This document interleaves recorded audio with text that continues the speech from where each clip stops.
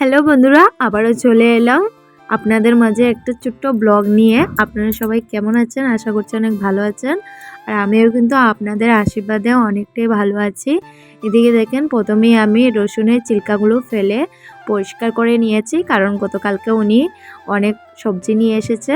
তো এখন আমি সবজিগুলো জায়গা মতো রেখে দেব। এদিকে প্রথমে পেঁয়াজ এক এক করে আমি রেখে দিচ্ছি ঝুড়ির মধ্যে। সবার প্রথমে থালাতে আমি পেঁয়াজগুলো রাখছি। এরপরে দেখেন, এদিকে ফুলকপি নিয়ে এসেছে আজকে। আর ফুলকপিটা কিন্তু আমার সবসময় খেতে ভালো লাগে না, তো মাঝে মধ্যে উনি নিয়ে আসে, তো আজকে নিয়ে আসলো। তো এদিকে কাঁচামরিচ আমি রেখে দিলাম নিচে। আর দেখেন, ক্যাপসিকাম এনেছে, মূলাও নিয়ে এসেছে।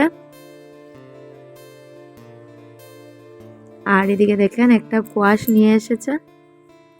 আমি নিচেতে রেখে দেখেন এই ঝুড়িগুলোর স্ট্যান্ডগুলো আমি জয়েন করে নিচ্ছি। আর সব সবজি রাখা আমার হয়ে গেছে। আর দেখেন, নিচের এই সাইডটা অনেকটা নোংরা হয়ে গেছে, তো এইটা আমি পরিষ্কার করে ঝুড়িটা রেখে দিয়েছি। আর আজকে এইগুলা সবজি এনেছে, টমেটো এনেছিল, আমি এটা অন্য সাইডে রেখেছি। সঙ্গে বেগুনও এনেছে। তো এই ঝুড়ির মধ্যে আমি মূলা, এরপরে লাউও দেখেন আজকে নিয়ে এসেছে, লাউটাও রেখে দিলাম, ফুলকপিটাও রেখে দিলাম। কিন্তু দুইটা তিত করলা মানে নষ্ট হয়ে গেছে, খেয়াল করিনি আমি।